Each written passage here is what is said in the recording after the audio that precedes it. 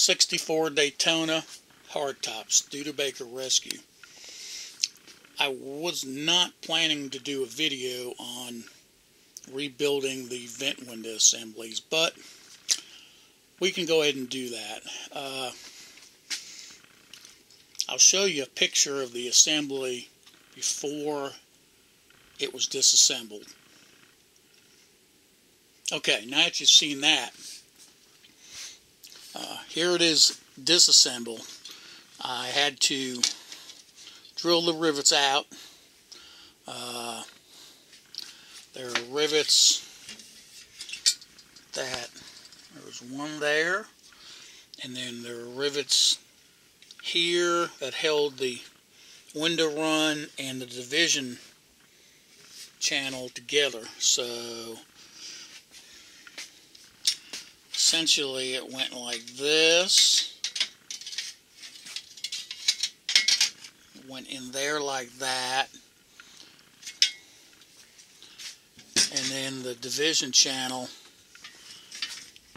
which is really beat up because I kind of used a putty knife to get it out, it went right here. So there's a total of 1, 2, 3, 4,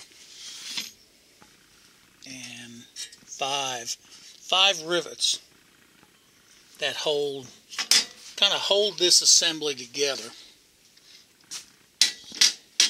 And there's also a couple of rivets on the vent window frame there.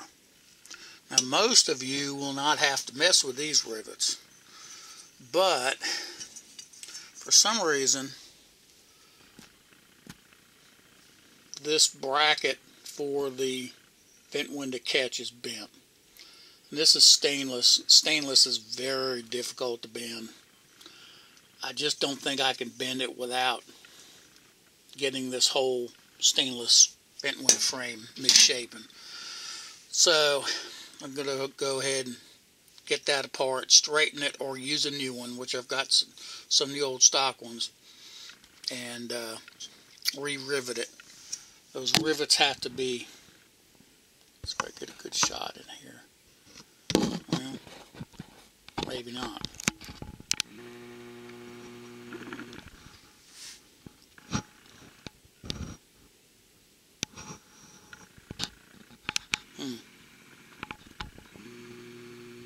There we go.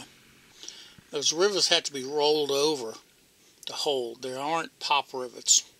And there's a special tool for that, and I'll show you what that is. So the parts of this assembly is the vent window frame, the division bar, which is a 90-degree, like a L-shaped weatherstrip piece with a metal in it.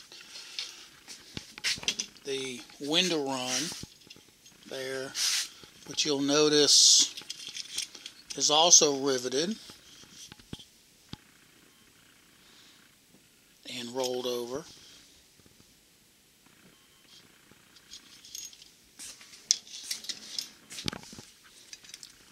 The vent window weather strip, and as you can see, this has seen better days.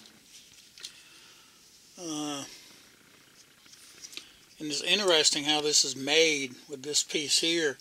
I'm not sure you could get this vent window weather strip in here without removing the window run. Maybe you can, but had to remove the window run anyway, so I'll put the vent window weather strip in, then put the run in. Then you got the vent window frame, which is stainless. There is a little pivot up here that goes to that hole, and it's held in the frame with a couple of fine thread screws. Then you got the cushion that goes inside the frame, and then you've got the glass. This glass, this isn't a original. This glass was replaced. I can tell it wasn't the best job either. But it's starting to bubble along here, so we're going to replace it since we got it apart. And what I did is I was able to get the other window out of the frame without taking everything apart in the car, and took that as a template. It should be ready on Monday. A couple other things to notice. Let's see if you can see this. On this run, where each of the rivets are, they had dimpled. See if we get a... Boy, I can't really focus with this very well. Come on. Wow.